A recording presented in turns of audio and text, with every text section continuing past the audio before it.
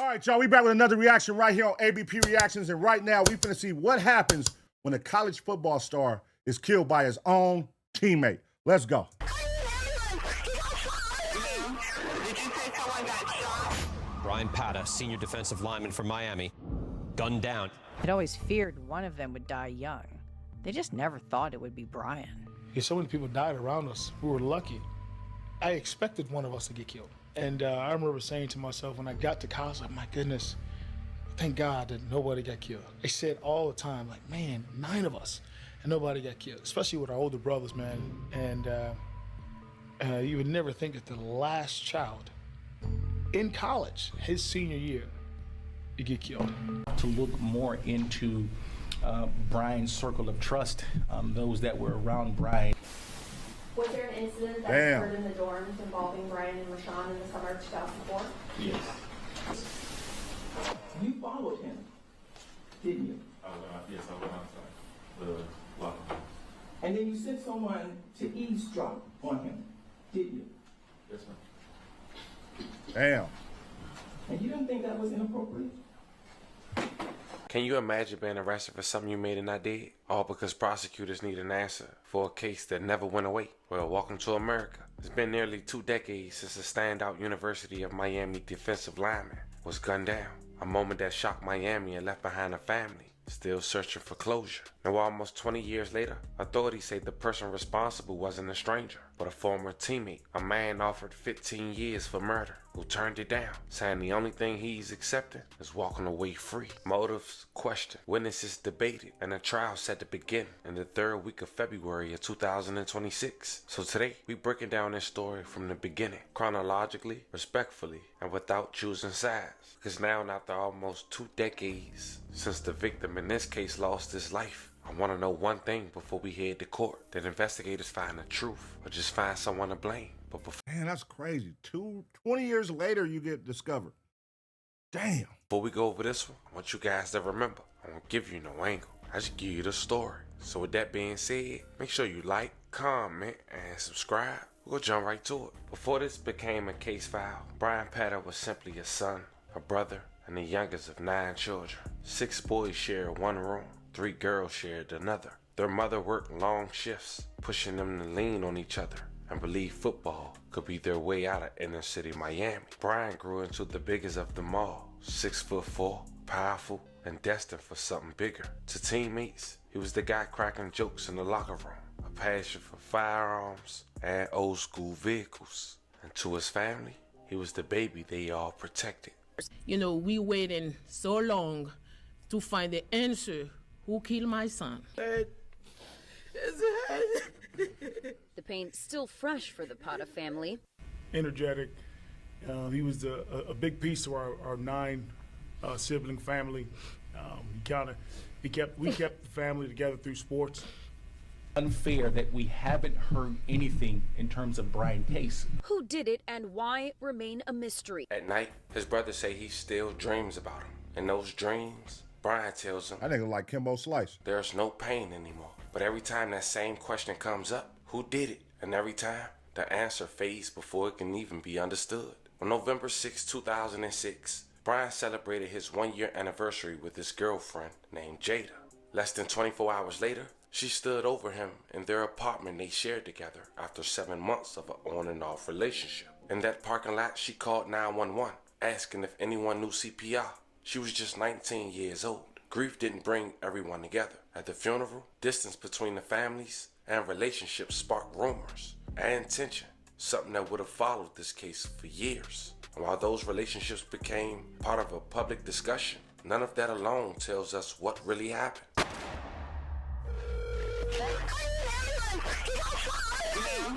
you say someone got shot? Brian Pata, senior defensive lineman from Miami, gunned down. University of Miami defensive tackle Brian Pata was shot and killed Tuesday night, about 2 hours after leaving practice. Police say Pata was found in the parking lot of the apartment complex where he lives, which is about 4 miles from campus. His death is being ruled as a homicide. Damn. Pata, who is in the 4th year with the Hurricanes, appeared in 41... So 4 miles from the campus after practice, somebody followed this nigga home or know where he lived at, was waiting for him. Shit, let's find out. Games, making 23 starts. He had 13 tackles and 2 sacks this season. He was expected to be a 4th or 5th round pick in next April's NFL draft. When those officers arrived, they found the victim, Brian Pata, deceased on the scene with an apparent gunshot wound. Was a senior. I wanted to get Damn, was about to go to the NFL. Sisters. That's all they wanted to do, just finish the season. I can't comment on who we believe is involved. Homicide investigators are working on that as we speak. Can't believe this happened here or nothing. But you said what kind of guy he is? Probably a great scared.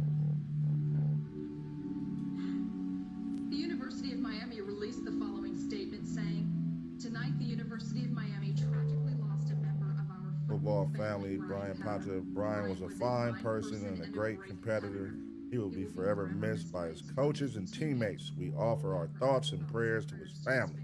And the location was Colonial Apartments, the parking lot entrance. Brian's Infinity Park to head in. One neighbor, Paul Connor, had told police he had saw a suspicious man. And in 2007, Connor selected Rashawn Jones from a lineup, but no arrest was made. And if you're familiar, Rashawn Jones is why we're doing this video today. 2 decades later, he's standing trial. But he wasn't arrested until 15 years later. What makes you wonder, if this neighbor Paul had made that statement in 2007, was circling his video or picture, why wasn't no arrest made? What changed since then? 20 years. That case still set. Now fam, for this upcoming trial, and the sake of this video, we have a familiar face to this platform if you're not new to the Family TV. I asked an attorney familiar with Miami-Dade how cold cases like this even get reopened after so many years. Is the case against Mr. Rashawn Jones, who's accused of the murder of Brian Pata back in 2006. However, he was not arrested until, I believe, 2022. But I came to be familiar with the case because he was originally prosecuted by Michael Von Zomp, who is a disgraced prosecutor in Miami, who previously prosecuted a few clients of mine, no longer practicing. And a good friend of mine is the lead counsel on Mr. Jones's case, and the case is set to open tomorrow, and trial is beginning. But it's a big case. Damn, so that nigga did this shit in 2006 and made it all the way to 2022. How the fuck?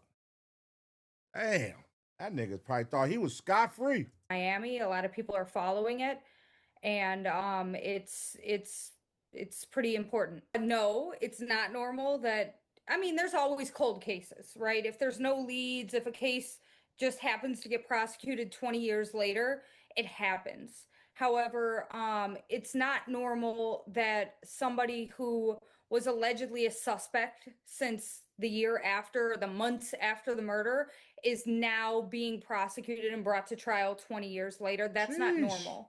Fortunately for the defendant, he's only been in custody for about 5 years, which is still a long time. He hasn't been in custody since 2006, 2007. However, it's not normal that 20 years later, we're seeing a prosecution for a homicide that, you know, there wasn't much happening during those 20 years. Right. That witness testifies at the Arthur hearing in 2022, and the defendants held no bond. And then in 2024, when this case is gearing up, 2025, getting ready to go to trial, the defense wants to take the deposition of this witness, wants to talk to him. You know, he's listed as a witness, nowhere to be found. And the state attorney comes in, the prosecutor, no longer Michael Von Zomp, it's now a different prosecutor, comes into the courtroom and says, "We've looked for him, he's dead." Huh? Okay. What? So the defense is like, you know, then obviously his testimony shouldn't come in. He's dead. It is what it is. What? And the state moves to have this recorded testimony from the 2022 hearing admitted as evidence. ESPN, mind you, is interested in this case still, and they have investigative reporters. They send these reporters out to look for this eyewitness or witness. Guess what? They find him alive. Wow. Very much alive, living in another state. And the state says, "Oops, our bad. I guess he's alive. We just couldn't find him." Developments. That is some crazy shit. What? You just said a nigga was dead? Oops, our bad. We thought he was gone. Here locally this morning in the 2006 murder case of UM football player Brian Pata. The Miami-Dade Sheriff's Office says it never confirmed a key witness, Paul Connor's death. Investigators say the court, they said, were unable to find Connor in 2 different states and could not verify his death. This all comes as prosecutors told the court Friday after ESPN reported the key witness was believed to be dead, but is actually alive. What did he kill this nigga over, I wonder? I wonder if it was over the girl or over like some disrespect on the football field. I wonder. I'm not familiar with the story. Let's find out. Court records show that Connor identified Pata's former teammate Rayshawn Jones at the scene of that crime back in 2006. But now at 81 years old, questions remain about whether he can still testify. However, he's so old he can't remember anything. So we still want his testimony from 2022 to be entered as evidence, and he's not going to testify. And the judge says, all right, cool. No hearing. He doesn't get subpoenaed to court. He doesn't get on Zoom. There's no hearing. They just decide, yep, by the body-worn camera, he looks like he's old and he doesn't remember. We'll just let his old testimony come in. Now, that man the attorney was identifying as Paul Connor, as mentioned, now 82 years old in 2026. He told police he saw a suspicious man hearing a pop in 2007. As mentioned, Connor selected Rayshawn Jones from a photo lineup. As we just mentioned, no arrest had followed. Had a for witness, years, had an the case eyewitness. was cold. The family waited. Detectives revisited leads. And in 2017, Brian's family held a press conference demanding action. And that moment sparked renewed attention from ESPN reporters. Public records requests were filed, and police declined to release files, citing an ongoing investigation. And that's tight that the family never gave up. The mama ain't never gave up. She's still going hard. 2006, her son dies. She's still pushing for justice, nigga. 2017, ESPN steps in. That's tight, man. Salute the mama. Salute the mama. A mother's love, man. A mother's love. They don't never let go. And to know that your mother's still fighting for you while you gone in the afterlife, nigga, years later, a decade later, that would be like tight to know, you know? Even though you probably don't matter because you're up there. Suddenly, a case that had sat quiet for years was back in the spotlight. Following litigation and renewed scrutiny, prosecutor Michael Van Zolf became involved. In 2022, Rayshawn Jones was charged. That same year, Paul Connor testified at a bond hearing. His testimony was recorded on video. Later, prosecutors said he could not be located, and at one point suggested he was dead. ESPN reporting later indicated he was alive, as we just played in the news interview. The judge ruled jurors will watch the recorded testimony instead of hearing it from him live. Now, this is where the case becomes more complicated. According to the defense filings, investigators documented that another man allegedly confessed to the killing years ago. Those same filings claim authorities later said that the individual fled to Haiti and died, but federal records recently obtained by the defense allegedly suggest a different timeline. Again, these are claims made in legal motions. They are arguments the defense is asking the court to consider, not conclusions. Other filings reference a confidential informant describing a possible hitman, and the judge has limited what alternate suspect arguments may be presented at trial. And this is where the legal fight becomes less about what happened in 2006. This shit got a lot going on, man. And more about what evidence jurors are even allowed to hear today. Because on top of that, the defense was able to obtain the report. Not to mention, the connection between Pata's girlfriend and Deshaun was visibly clear, but with key parts missing out the equation. Jada was in a relationship with not only Pata, but Rashawn was her ex. And as mentioned, they was in an on and off relationship, Pata and Jada, for 7 months. Motive. Now, I'm like, there's got to be over a girl, or there's got to be, because they say he moved in with the girlfriend, just got an apartment.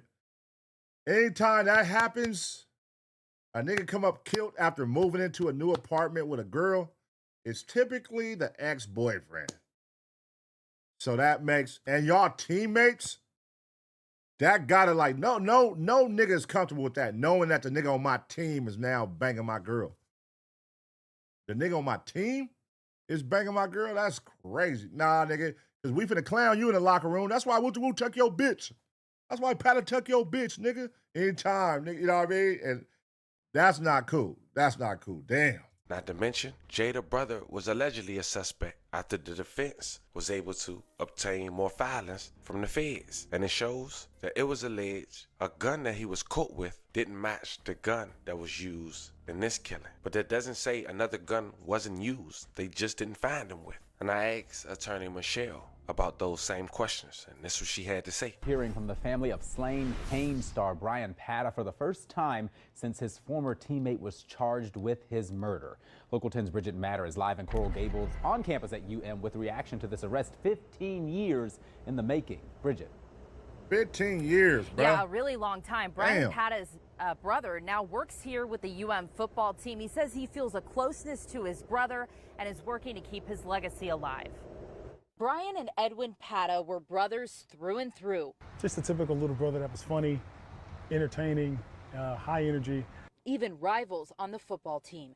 This photo was the last time the two saw one another playing each other in the 2006 Florida State-Miami game. Edwin says even then, he felt something was off. And I remember hugging him, and I told him, I said, I can't feel you, feel like you're distant from me.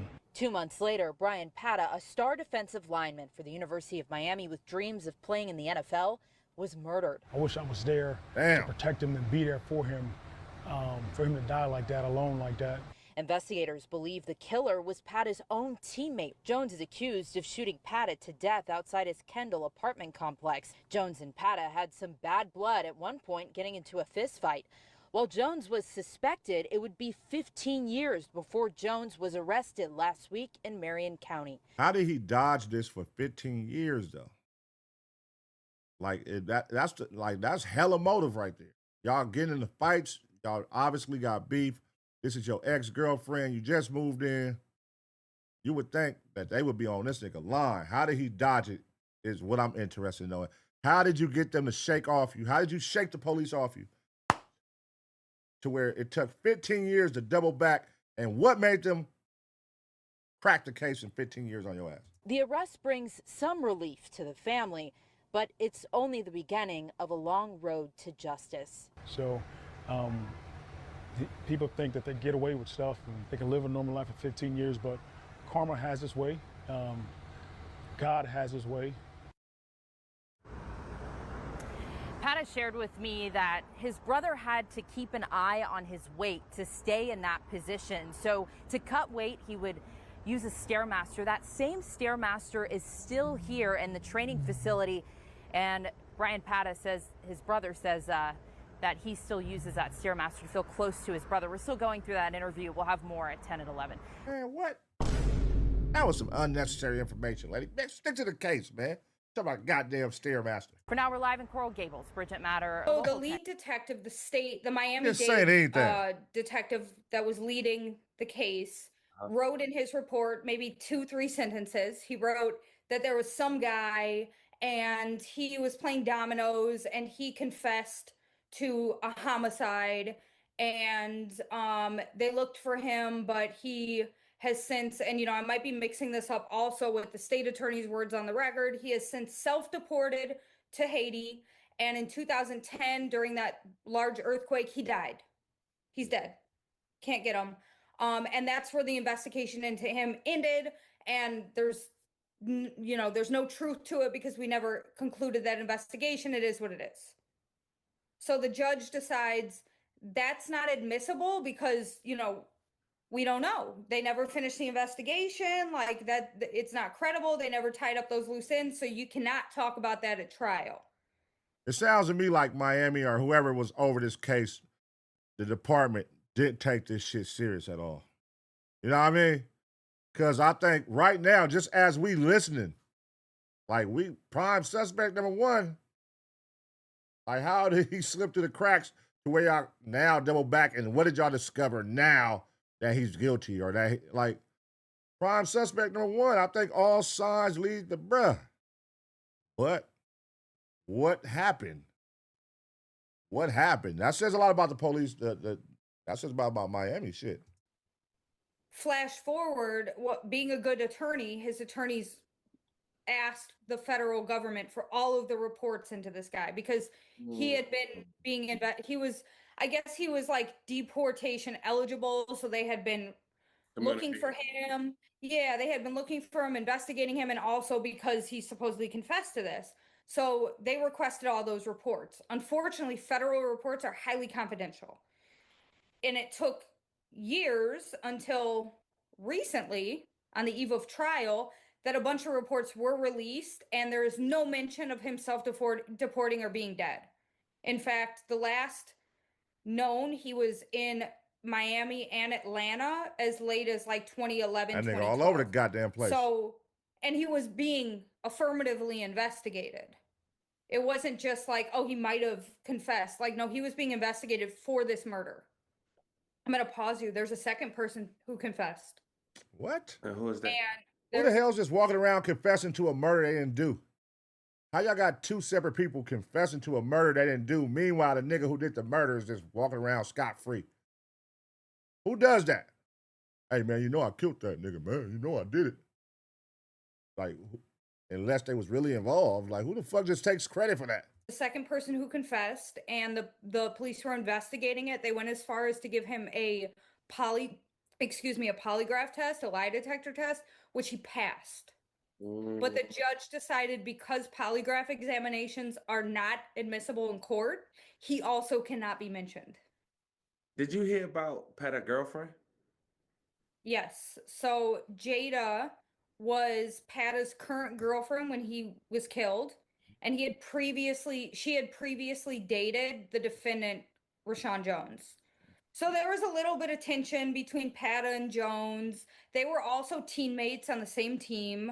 They had some beef. They had got into it in the past, but there's nothing really that points to, I'm going to murder you. It was just kind of like team beef, talking crap to each other, sometimes cross the line, but nothing to the point where anyone thought they were going to kill each other. Where is the girlfriend now? And what did she see?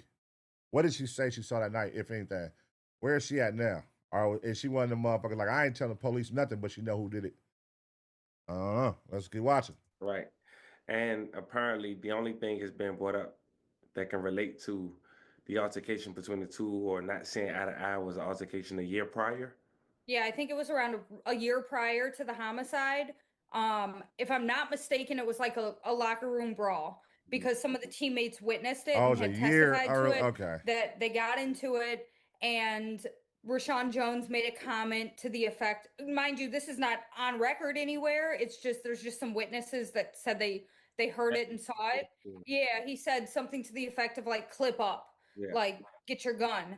Rashawn Jones is not known to be a firearm owner. However, Brian Peta, it's well known in public that he did own firearms and liked his firearms. So you don't really know if that was like a comment because, oh, I know you have firearms, clip up, or if he's saying like, we can have a gunfight. Well, shit. Well, that actually puts a twist on this now, because they did say that in the beginning, that Peta was infatuated with guns and old school cars. So that might be his MO when he get into it with niggas. Start talking that gun talk, like, nigga, I'm gonna smoke you, nigga, woo woo, and known for carrying a gun and all that. So this could be it could be some self-defense shit going on. Who knows? Let's keep watching. Nevertheless, that was months prior to he was ever. Right. Yeah. Now, because he was also receiving death threats, what the police were saying as well, not from Rashawn, but Peta in its entirety. He was just receiving random death threats in the weeks prior to his demise. Now, did you hear anything about Jada's brother? Yeah, so Jada's brother had also allegedly made threats to Brian Peta. Right. And he was also accused in an unrelated separate homicide. I'm not sure if he was ever actually tried or convicted of it. However, at the time when they were investigating, he was charged with a homicide. They tested firearms to see if his firearms were connected to this homicide. So the brother with the bullshit. They were that interested in him that they actually went up to Boston, talked to him in custody, and tested firearms. Now, for those wondering, what did that police report consist of? Her brother with the bullshit too. All right, there's a lot of players. It's a lot of players involved right now. Of the other alleged suspect that they said was deceased, turns out that he wasn't, who's also from Haiti, like Peta. It said on Wednesday, October 14, 2009, at around 4:20 p.m., the The investigator spoke with Immigration and Custom Enforcement ICE agent Charles Marbley. Nextel telephone number blanked out, who provided the investigator with the following information. ICE agent Marble has a confidential informant who was playing dominoes with a group of people and a Haitian male named Wilner. A few weeks after Brian Patter's murder, while they were playing dominoes, Wilner confessed to a recent shooting where he killed a man with a .38 revolver. Allegedly, Wilner is a known hitman, and he fled the country, returning to Haiti. ICE agent Marble advised that he has an open investigation violation case on Wilner and is actively searching for him. ICE agent Marble advised that he will contact this investigator once Wilner was in custody. On Monday, November 30th, 2009, at around 7:20 p.m., the investigator spoke with ICE agent Marble, who advised that Wilner has not been found. And Jones' attorney argued that waiting 15 years to charge him violated his due process. A hitman. See these reactions sometimes, because you know when it comes to street shit, we know how it go. But they could put these narratives on people. Oh, a hitman, to make you think like, oh, somebody paid for a hit. Maybe it could be these two niggas from opposite hoods. They don't like each other. They know this nigga known for being a shooter. This nigga known for being a shooter. It ain't about me being a hitman. Nigga, it's just this nigga's an op. I caught him slipping before he caught me slipping. It'd be that simple sometimes. You know, but let's keep watching. Especially noting that witnesses died, memories faded, investigative records were lost, and prosecutors disagree. And the judge will decide whether the delay crosses a constitutional line. But in 2025, almost 3 years after Brian's arrest, pre-trial testimony came from one of Patter's teammates / best friend, who's now a police officer. He took the stand and talked about altercations between the two, Brian and Patter, that is. Even with him, you could tell that Patter made it a priority to show his will in certain cases, but his best friend wasn't really trying to display that, especially during cross-examination. Now, his testimony was about an hour. Fam, it was so good, I don't want to cut much, but we're going to try to dumb it down to less than 20. So we first met in the summer of 2002 at the Miami Hurricanes football camp, the Larry Coker football camp. That's the first time we met. Was this a football camp for people who had committed to the University of Miami? No, it was just any recruit that they were interested in. They pretty much send an invite out, and those people would end up attending the camp. And, you know, the coaches are pretty much hands-on working out with them.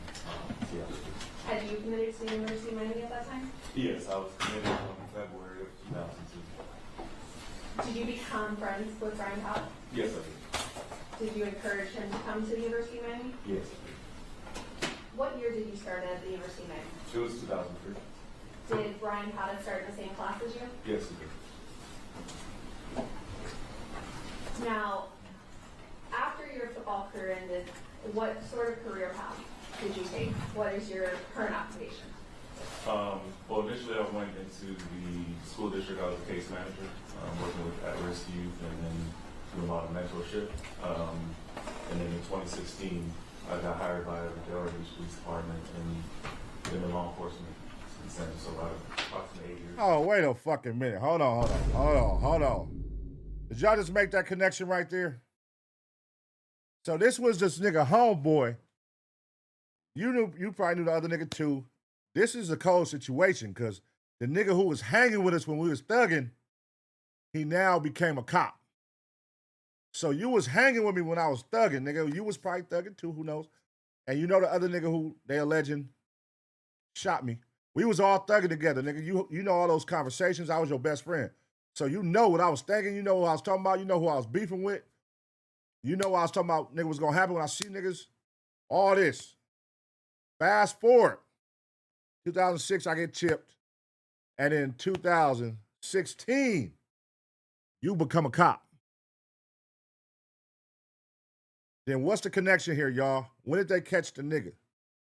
Because it's been a cold case. They said in 2017, they reopened the shit. Well, they didn't catch it. They reopened it. So now that you done became a cop, you done probably gave us some shit. Oh, yeah, let's get this back open, nigga. You feel me? And that's probably your motive. You pushing for your best friend to, hey, we got to solve this case. Okay, I see what's going on here.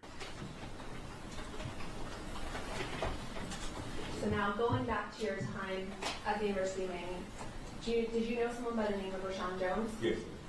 And how did you first meet Rashawn Jones? he was one of the guys who came in the 2004 class. Enrollments. And do you see him in the courtroom here today? Yes, sir. Can you please identify him by an article of clothing he's wearing? The orange shirt. Okay, and you're gesturing over towards the person seated next to defense counsel. Yes.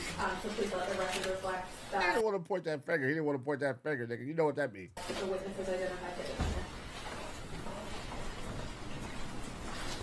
So you met him when he first began practicing with the team in the summer of 2004? Yes, most of us come in and enroll in the summer, or some may come in the winter time, but yeah, normally right before the season starts.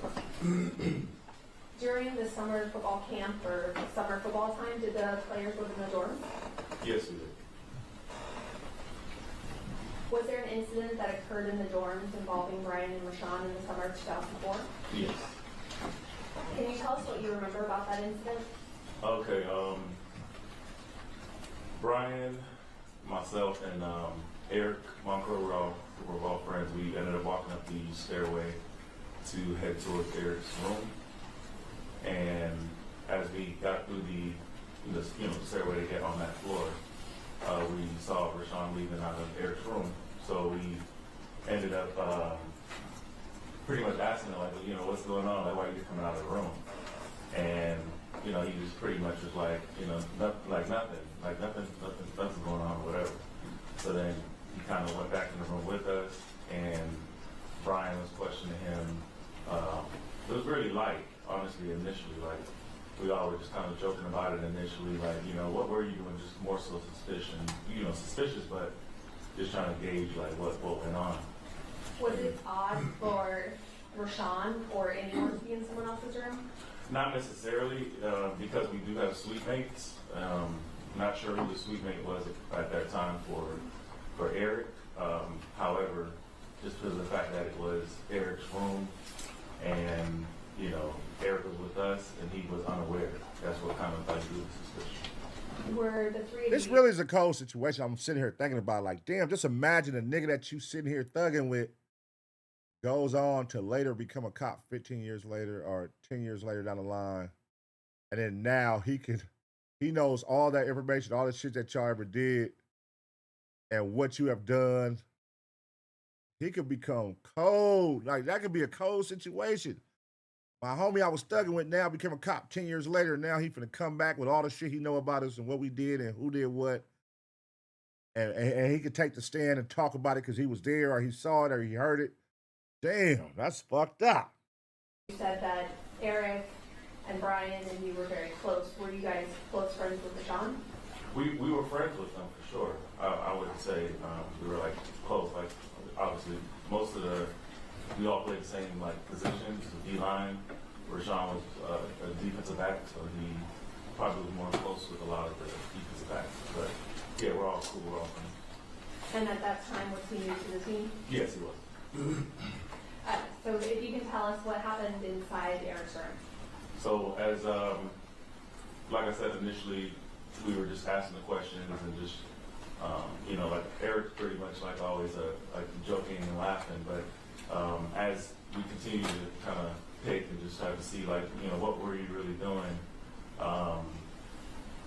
eventually Rashawn ended up getting agitated by how Brian continued to ask the questions, what have you. So then Rashawn ended up saying he's going to leave the room, and then Brian was like, no, we're going to get to the bottom of it pretty much. And then Rashawn was trying to walk out of the room, but he was trying to get through. And then that's when they both kind of engaged, like Brian grabbed him, and then, obviously they both pretty much grabbed each other. And then Brian ended up punching him. And that's when me and Eric kind of like looked at each other like, whoa, like that escalated quick. And I guess the whole commotion ended up occurring, and we ran over there to just break it up.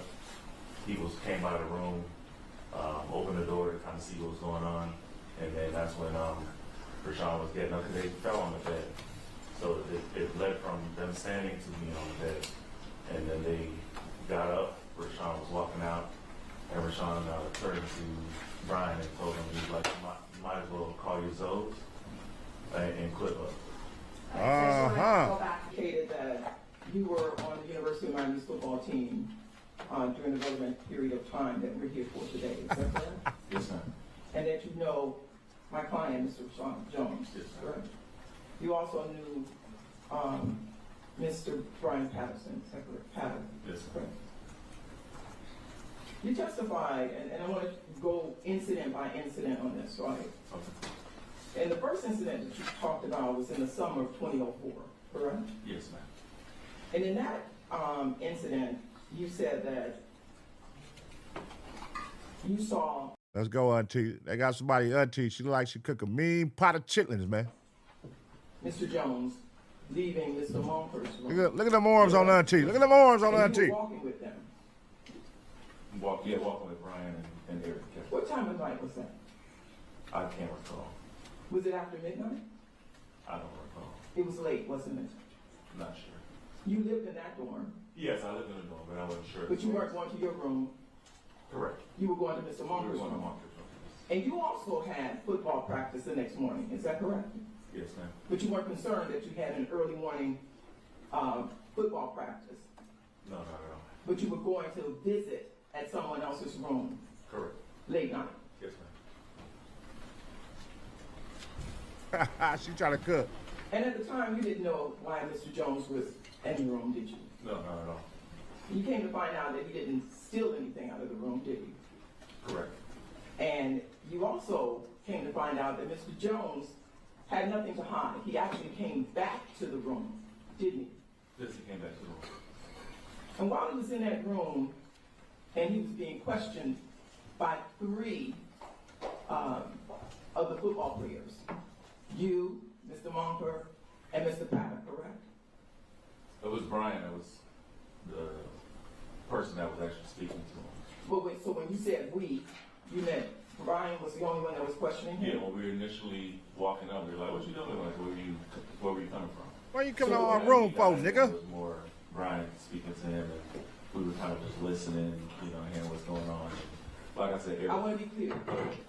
When you said we, did you mean Mr. There's Patter? an objection. We can allow the witness to answer the question. Yes, his hand. I ain't gonna lie, Auntie up here asking the questions he already talked about. Like, Auntie, he already said him, and he named the people who walked in the room and who was walking up when they saw him coming out the room.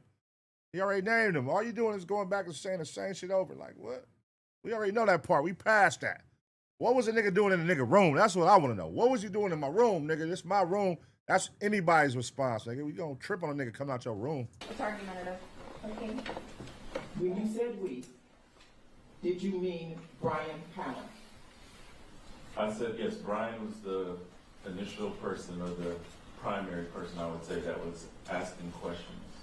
And it was not Brian Patter's room? No, it was not. It was Eric's room.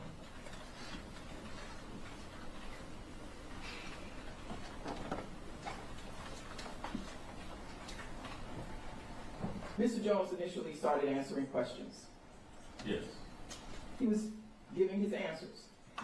Yes, it was. He actually told why he was in that room, didn't he? I don't recall. You don't recall what I don't he recall said? what he stated, but he did answer the questions. He was How the answering. fuck you supposed to remember a conversation from 2006, nigga? Y'all niggas 2025, 22. Nigga, I don't remember what the fuck we talked about back then. Responding to Brian.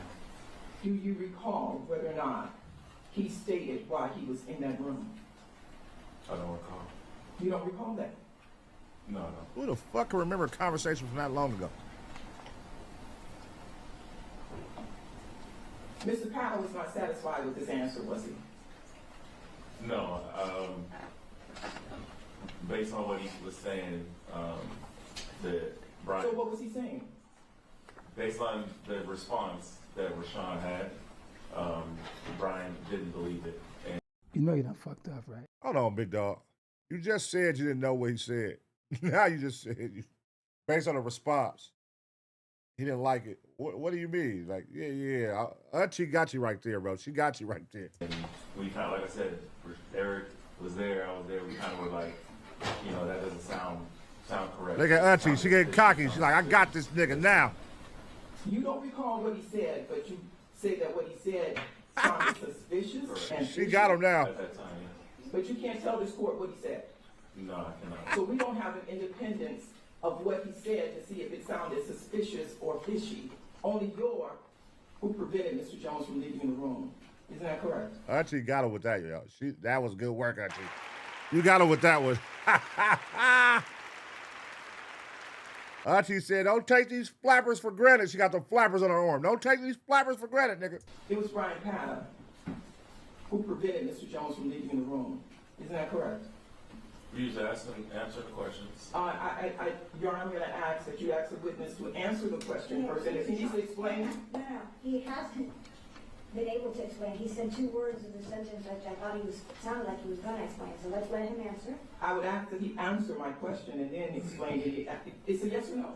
And then you can explain. He doesn't have to say yes or no and then answer. I'm going to allow him to answer to the best of his ability. You can continue. Then I want an answer to my question, Your Honor. Okay, then why don't you ask one and give him an opportunity to answer it, and then you'll get the answer. Thank you. May I ask the question again, please? Auntie with the bullshit. It was Brian Patta who prevented my client from leaving the room. Is that correct?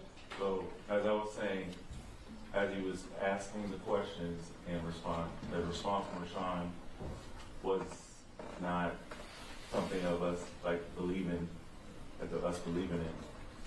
Rashawn ended up getting agitated and he attempted to leave the room, and that's when Brian put his hands there and they both grabbed each other, pulled back.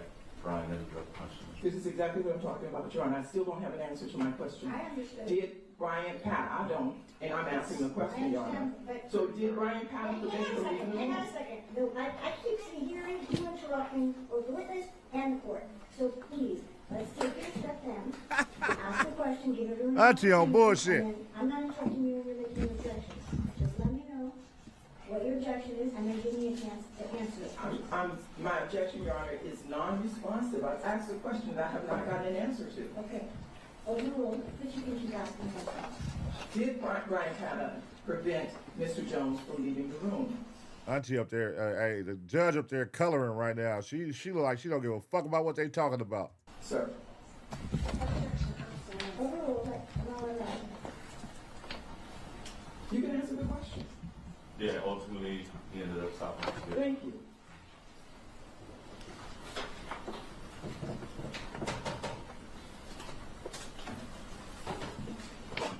And when Mr. Jones continued to try to leave the room, it was Brian Patta who punched Mr. Jones. Ooh, After they engaged, Brian punched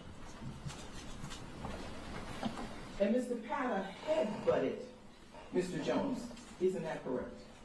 She making this thing out to be a bully. She trying to, I see what she doing here. She's trying to paint the narrative out there that this nigga was a bad guy. He was a bully. He's not a victim here. And that love and infatuation for guns, they're going to use that watch. Yes, I saw that. You indicated that you were not familiar with the term Zoe. I'm familiar with the term Zoe, but not like the origin of the word Zoe, which is what I stated earlier. So it's commonly used to reference Haitian descent, people of Haitians. They got it. Information from. She's like, niggas. Common knowledge. Yes, ma'am. Like, nigga, you lying. Are you familiar with Zopound? I've heard of Zopound, yes, ma'am. And are you familiar with the fact that the Zopound is a game? I'm familiar. And are you familiar with the fact that the Zopound is responsible or is accused of doing murders in Miami? Not familiar.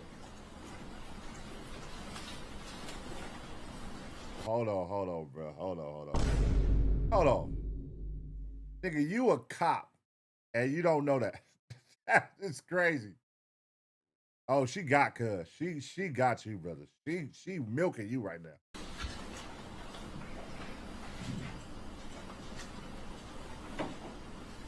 So you indicated what Mr. Jones said in very detailed, specific language. What did Mr. Patta say? At what point? At the point when he headbutted him and Mr. Jones was able to pull himself away.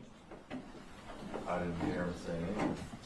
So It's your testimony that Mr. Pata didn't say anything in that context of the room?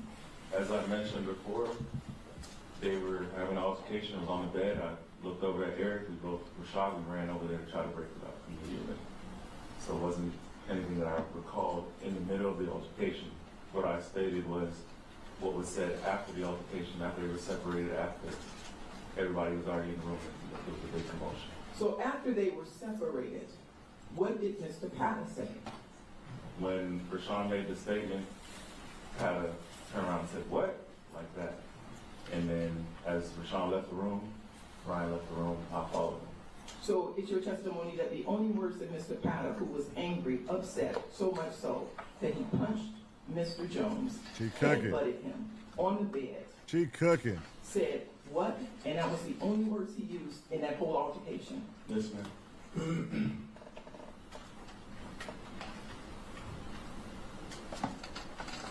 She trying to get him to say, "Go get your Zoes, nigga, and clip up." That's what she want to hear him say. Okay, I know what's going on here. She trying to get this nigga.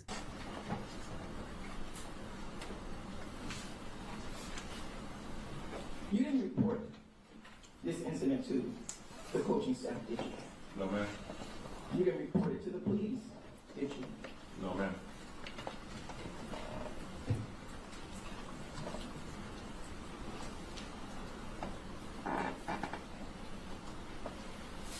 You indicated that your knowledge of guns came from your brother's love of watching Western movies, and I would assume that you were watching the Western movies with him. I said that I knew of guns from Westerns. My knowledge of guns came from my experience in law enforcement. So the first time that you saw a gun, it's my understanding, correct me if I'm wrong, was when you were watching it on Westerns.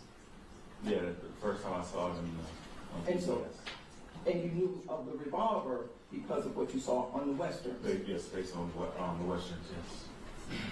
Is there any Western that you watched that said clip up? So, did you have a knowledge of what the term clip up meant? Yes, I had a knowledge of that. And where did that knowledge come from? Music, common knowledge again, culture. Hey, Auntie is cooking. Hey, I took Auntie for granted. My bad, Auntie. My bad, Auntie. I thought you was bogus.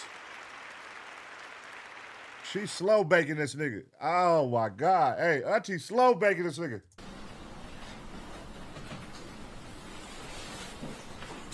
You knew Mr. Pata had weapons. Yes, ma'am. In fact, he had an AK-47. I never saw that he had an AK-47. Objection. Did you see any weapons that he had? I'm sorry. I'll just object for this situation. Did you see any weapons that he had? Sustained. That was a different question, but. That was the same exact word for word question. She said outside the scope. Oh, I thought she was objecting to the AK-47. I apologize, Your Honor.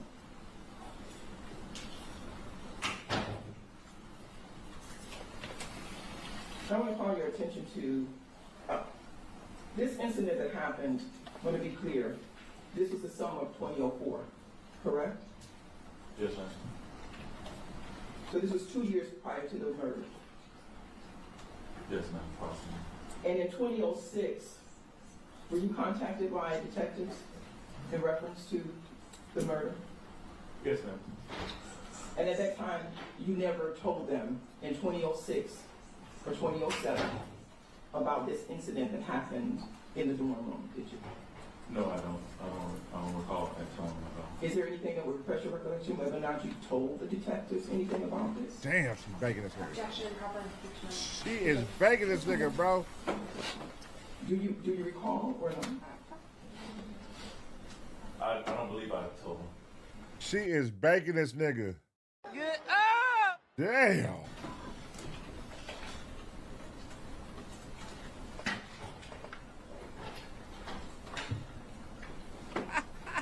He like, get me off this motherfucker.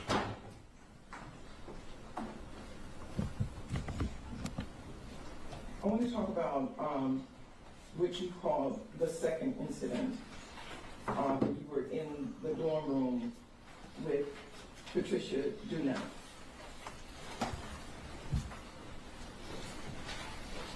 You testified that this began as a friendly game of slap boxing, correct? Yes, ma'am. Culture. People who slap box with each other are pretty close.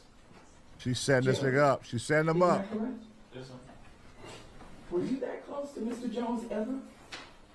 I mean, I look at him as a friend, a teammate. I never had any issues with him. We were cool.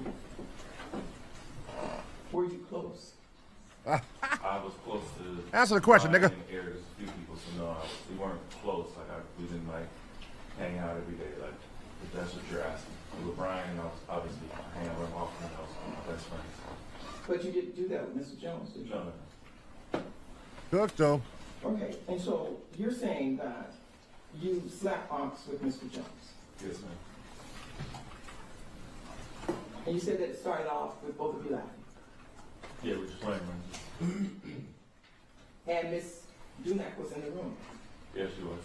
And this is a dorm room, correct? Yes, ma'am. About 10 feet by 10 feet. I don't know. Well, then I think your testimony was that she was to the right of you. Yes, she was.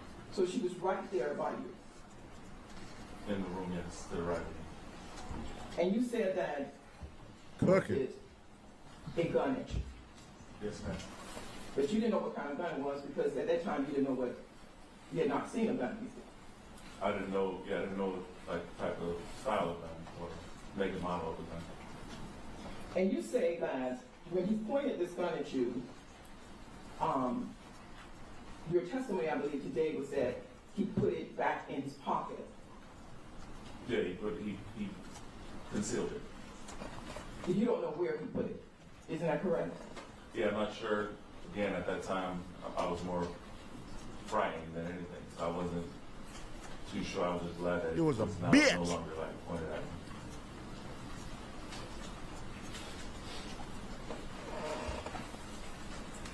In fact, you gave a sworn statement in reference to this. Isn't that correct? Yes, ma'am. And in that sworn statement, you said that. Auntie is cooking. Y'all see what she keep doing? She like she like baiting that nigga in before she come back and circle back and ask this nigga about something he said. And he keeps falling for it every time. Let me just first clarify that he knows, and then I'm gonna go back on what he said at the time. Boom. She keep getting that nigga every time with this shit. And he up there like, motherfucker. Listen. How far was the gun from you? I'd say approximately about 2 arms lengths.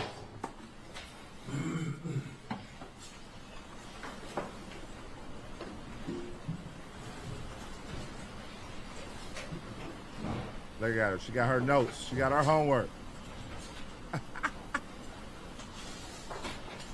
She got her homework. And it's your testimony that when this happened, Ms. Dunak didn't see it and didn't hear it. She didn't see it, didn't hear it. I mean, I don't know if she heard it. Yeah.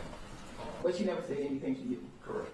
And the lovely type figure that she was, she would have said something that y'all need to do better or y'all need to stop this or something. If she would have saw it, yes. So that led you to believe that she did not see or hear it. Correct. Setting his ass up. Watch her double back.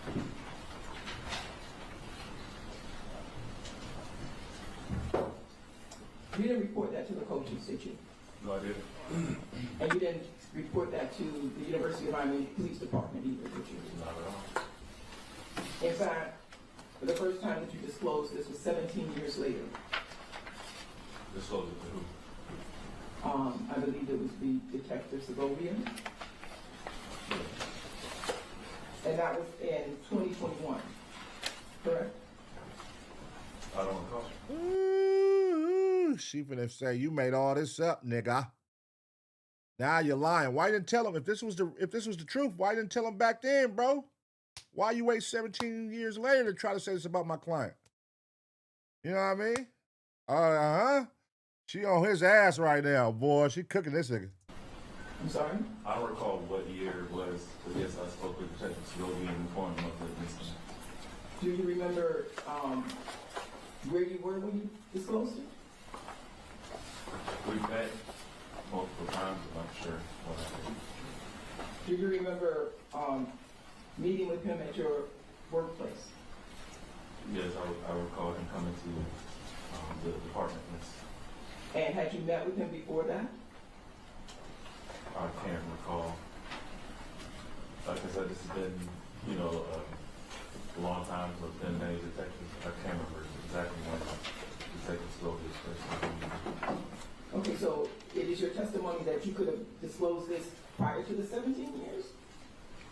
I'm saying that I met with Detective Sylvia. He spoke to me and asked me about the incidents, and I informed him of those incidents. So my question to you, sir, Yes, ma'am. is did you reveal it to anyone? Cooking. Is your testimony that you revealed this to any detective prior to the 17 years that passed Cooking. since the murder and when this came out? Yes, ma'am. Who did you reveal it to? I don't know the detective's name. When did you reveal it? I'm not sure. Cooking his ass. Every one of these statements has been sworn statements, correct? So all of this is documented. So with looking at your sworn statement, help you with the date that you told Detective Segovia about it? Of course. Yes, sir. Auntie bacon this November nigga. 11, 2021. Look at Auntie shit get up. Look at her outfit in court, cuz she's hilarious. This is some Auntie shit. She got some sneakers on with a blazer, a pink shirt. The murder happened in 2006, and you told Detective Segovia about this in a sworn statement in 2021. Is that correct, sir? Yes, ma'am.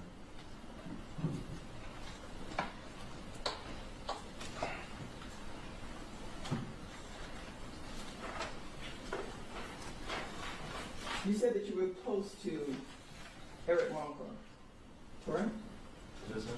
You never told him about that incident, did you? Yes, he knew it. He knew about it.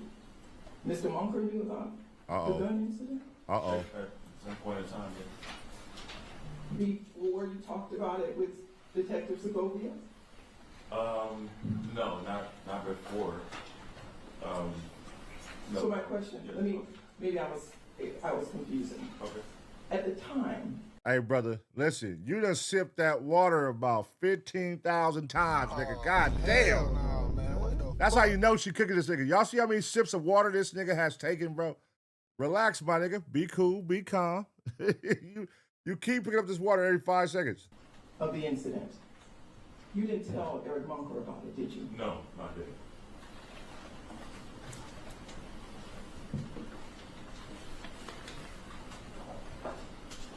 In fact, you didn't tell anyone about it. Is that correct? No, I didn't.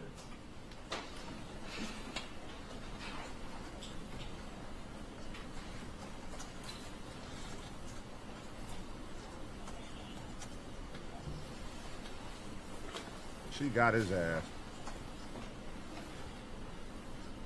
I just want to be very clear too. When you said in the first incident that you went outside when Mr. Pata was outside on the phone because you wanted him not to be at the dorm or you wanted him to stay overnight with your friend Erica? Yeah, I was on the phone. You called Erica? Yes, I called. Okay. You're saying that Mr. Pata was not on the phone? I don't know if he was on the phone. I'm referencing what I did. Okay. I was making calls to get him somewhere to stay. At that time, Mr. Pata lived off campus, isn't that correct? Look at the water. Look at the water. Anytime she cooking this nigga, you gotta take a sip. Ain't nothing in that cup, brother. I'm sure he did.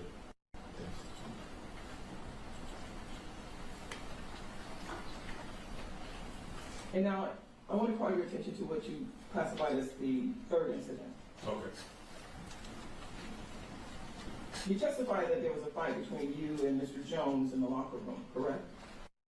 You said that he was insensitive when you approached him about comments that had been made to your girlfriend at the time. Yes, ma'am. It was you that approached him. Yes, ma'am. Uh-oh. It was you that hit him. Uh-oh. Yes, ma'am. It was you that was called into the coach's office. Uh-oh. I believe so. You don't know? Yeah, I'm not sure if I went there or they called for me to go there. I don't recall. But it was the coaches that talked with you about this incident. Is that correct? I brought it up that what just happened at that time. And at the time, you took Mr. Pata along with you. No, I didn't take him along. Well, he went along with you. Yes, ma'am. So it was the two of you confronting Mr. Jones. No, it was just me. But Mr. Pata was there. Yes, he was there. He was there, and he's your good friend. Yes, ma'am. Ooh, so y'all was both fucking this nigga up. Both y'all didn't like him. And now that you a cop, all of a sudden this case done opened back up right when you get on the force. And now you trying to push this narrative. You probably became a cop to defend your best friend, rest in peace, honor.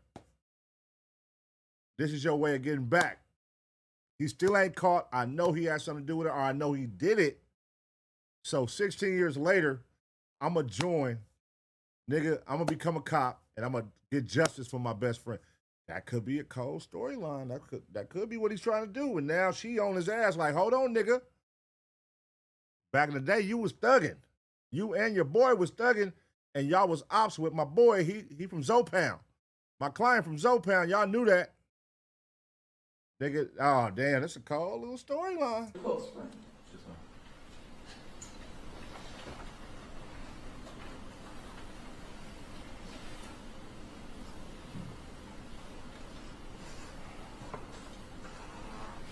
And you said that after you left the coach's office, you saw Mr. Pata when he was coming out of the training room.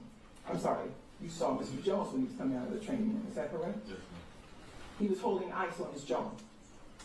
Yes, yeah, ice pack. And that's where you had hit him. Yes, ma'am. Damn. And you didn't know what was going to happen, you said, correct? Yes, ma'am. But Mr. Jones never approached you, did he? Correct. He didn't say a word to you, did he? Correct. He went and got his phone, didn't he? Yes, ma'am. And he left out of the center, didn't he? Yes, ma'am. He didn't bother you. Yes, ma'am. Is that he bothered you? That Or? he did it. That he didn't bother me. And he went on about his business. Yes. You followed him, didn't you? Whoa. Yes, I went outside the locker room. And then you sent someone to eavesdrop on him, didn't you? Yes, ma'am. Whoa. And you didn't think that was inappropriate? Whoa. And rolling. All right. There you go, sipping that water again. She cooking this nigga. So come to find out, you's a bully. You the bad guy. Oh, she painted a cold little narrative, bro. And he don't got no temper. Even when you punched him, he walked out. He didn't say nothing to you. He didn't get mad. He didn't threaten you. You know what I'm saying? He was scared of you, not the other way around. He was no threat. You was a threat. You and your boy was a threat to him. He didn't want no problems. He didn't say nothing to you. Even after you punched him. She painted a cold little picture right here.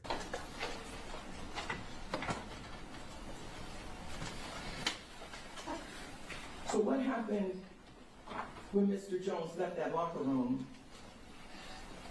You have no personal knowledge of what he said, do you? No, I do not. Another motion asked to remove the trial judge arguing comments during plea discussion created a fear of bias. The judge remains on the case and the jury selection is moving forward. Prosecutor may try to make an arrest and then going down the line they realize they may got the wrong guy. They're going to stick to their guns and trying to get a conviction. You think that's possible? Yeah. I see it happen all the time in Miami, especially with this lead prosecutor that was on this case. He went as far as to manufacture snitch witnesses while he was a prosecutor. So, I don't doubt the links they go to get a conviction. What is it about this defendant? Like, why can't you just get it right? You know, and you can ask that about any case where they're dead set on a defendant who you think is innocent. It's like, why? And the only conclusion I can come to is they just want to get their conviction and say they closed the case. And yeah, I mean, the best friend was an eyewitness in all this shit. The best friend is one of them now. The best friend is a brother in blue now. And he knows all about what was going on. That's a cold situation. Nigga, you was out here thugging with me. You was once in the streets. You was once active, beating niggas up, doing all this. And now you done laid your shit down and you became a cop. And now you going back to talk about the times, what was going on, and telling that information. Damn, that's cold. That's like being like what's that shit, In Too Deep? Nigga, like, you plotted this out, nigga? Like, damn, nigga. Used to be my dog. You know, this supposed to stay in the streets, my nigga. We had a fade. What happened? What was said? What we did? This ain't supposed to come back 15 years later and you using it against me, bro. Like, what the fuck? That has to be it. Because, you know, another legal thing that always blows my mind is when I have a client who's found not guilty, they don't go out and find the guilty person. They don't go out and keep investigating. It's just, it's done. Oh, all right, well, we fucked up. We got the wrong guy. I guess that's it. They don't care about finding the actual person. They just want to get a conviction. It's interesting because why would the ICE agent say the person described the kind of gun that was used as well? And y'all say that's not him. Yep. My city of Miami, where this man was living, they were doing a joint investigation with the feds. Miami-Dade police that were investigating the homicide, they were not involved because they were investigating the homicide, which happened over here. And city of Miami and the feds were doing this joint investigation specifically into this man that lived in city of Miami. So they were not communicating. So the feds, you know, I don't know if it was through miscommunication or what, but they're not doing much of an investigation over here. They're doing an investigation into this hitman, which eventually goes cold. And their case went cold. There's no communication. And then years later, they just decide to arrest Rashawn Jones. It was strong enough at 6. They like, fuck it, we need somebody. Somebody is on their ass to the point where 20 years later, we got to shut this shit down. We got to get a conviction because somebody is on our ass. Is it the mama and the organization, the family? Are they like, look, man, they're not finna stop, bro. They keep coming at us, blah, blah, blah, blah, blah. We got to get a conviction. We got to put this on somebody so that the mama and the family can fall the fuck back because they're not letting go. What could it be? I don't know. I'm not from Miami. If you're from Miami, you know the real reason. Let us know in the comment section. 61. Why would you wait till he 81? Well, also, it's like, let me preface it by saying that the leading cause of wrongful convictions in the United States, maybe the world, but the United States, is bad eyewitness identifications.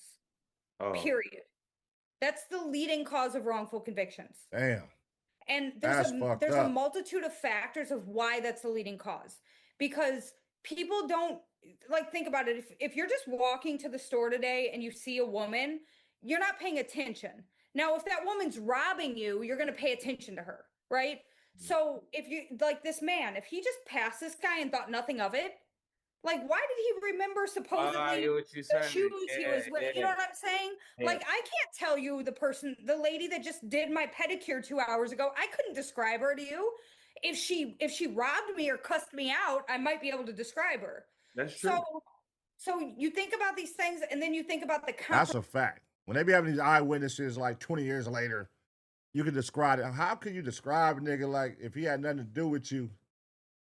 She making a good point, but yeah, it's a lot of niggas in jail right now from false eyewitnesses and motherfuckers saying it was them and accusing them, and they like, case solved. It was him. We got an eyewitness. A lot of people in jail serving life right now, 20 years, 30 years from that type shit. Information bias, right? So after you pick somebody for whatever reason, they don't record these photo arrays. So who knows if the detective pointed at him and said, you know, this guy's in custody, maybe you should pick him. Who knows? But after they pick somebody, they make these comments to the person, to the witness, that like gives them what's called confirmation bias. They say good job, or you picked the right guy, or that's the one we have in custody, or they go arrest that guy and they see it on the news later and they think I did the right thing. I picked the right guy. Right. And then there's science to this, that your memories alter and change, and your memories become the person that was arrested. Because that's the person you're seeing on the news in the mugshot. So your memory becomes, that's the guy I saw, that's the guy I saw. Even if it was a Dominican guy or a Spanish guy, but now you're seeing Rashawn Jones all the time, every time it's on the 5 o'clock news. Now that's the memory in your head.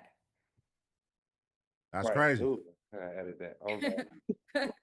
So now the 17th is February. Tomorrow morning, 10 a.m., 10:30 a.m. Eastern time, opening statements. What does day one look like for you? So a jury's already been picked. They did jury selection for 4 days last week, so they already have a jury. There's probably going to be some legal argument before they just bring the jury in for openings. And they're slated to open around 10:30 tomorrow. It's supposed to be live streamed either on Court TV or Law&Crime. They've been present, so we're hoping that they're going to be present throughout the trial so that people can watch this, because I think the most important thing is that people bear witness to what could be an innocent man going to trial for a homicide. Is Auntie going to be there? That's what we want to know, because Auntie was cooking. Will she be there representing too? You feel me? Where is she at? That's who we need to talk to. And she baked the fuck out that cop. Wow. Hopefully we can count on you to give us updates. Of course. I'm supposed to start a trial tomorrow. I'm hoping my case gets dismissed so that I could be in the front row and support Rashawn Jones. Great, yeah, I filed a lot of motions this weekend in hopes that my case will get dismissed. However, if I am in trial, I'll also be watching live stream and catching up in the evening so that I could still give some commentary.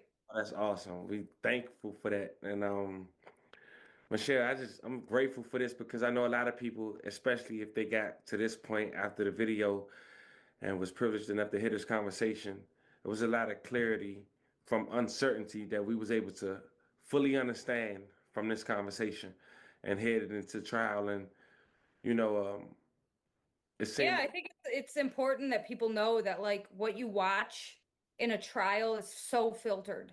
It's not all of the truth. It's so filtered by the rules of evidence, by what the judge's position is, by what the state's position is, and it's like a colander. Like, everything does not come through. So, I don't want to taint the jury pool or the community, but it's important that there's things that the community knows that don't always come into a trial, so that they can do their own investigating and question the system, because the system doesn't always get it right. So here we are. A homicide in 2006, an arrest in 2022, and a trial set to begin nearly 20 years later on the third week of February of 2026. One side says justice was delayed but necessary, and the other says delayed destroyed the chance at a fair trial. And now a jury will decide. This video is only the beginning, because once trial starts, we'll be bringing daily updates, courtroom breakdowns, and conversations with people close to Miami's legal world, like Michelle. But now I want to hear from you, fam. I tried my best to break down 2 decades in less than 2 hours. Do you think the investigators got the right person? Or do you think this story still has pieces missing? Let me know in the comments. Damn, man, that shit's crazy. That's an interesting one right here, y'all. I ain't gonna lie. That's an interesting, and it's too close to home with the best friend now becoming a cop and giving all this information he wasn't giving before he was a cop. And it's like, what is the real motive here? Are y'all just trying to close it, like they said, like trying to pin it on somebody to get a conviction? So let's go to the person that makes the most sense. The nigga that he was beefing with, the nigga who was the ex-boyfriend of his recent girlfriend. But what it sounds like to me, and it may sound like that like this to y'all too, like really, the nigga who's the cop now and the nigga who got killed, Pata, sound like they was the ones that was running around fucking shit up. Banging, tripping. Nigga, I don't know. What did y'all get from that? Let me know, man. I mean, I'm not going to do day-to-day updates, but when it does come to a close and they get a conviction or whatever, if they get a verdict, we'll react to it. All right? We'll react to it, and we'll do a part 2 and see what happened, because this is interesting. Coming back 20 years later and now doubling back to a nigga who y'all like, all right, look, it got to be somebody. He makes the most sense. And a nigga like, hold on, what? Just because it was my bitch and nigga, the lady showed that when y'all beat me up, I didn't even trip. I didn't make no threats to y'all. And then even when I was walking out, after getting my ice pack and all that shit, y'all came back again on me. And then you sent somebody else on me. Like, it seemed like y'all niggas was the agitators. Y'all was the ones tearing shit up, beating niggas up, socking niggas out in front of women and headbutting niggas, bullying niggas. What it sound like to y'all though, man? Let me know in the comment section. What do y'all think is going to happen here? Do y'all think they will find him guilty because they need a goddamn conviction, or because he actually did it? Or do y'all think he's innocent? Let me know what y'all think in the comment section. I'm going to give y'all 2 seconds to smash the like. And as always, get ready for the next reaction.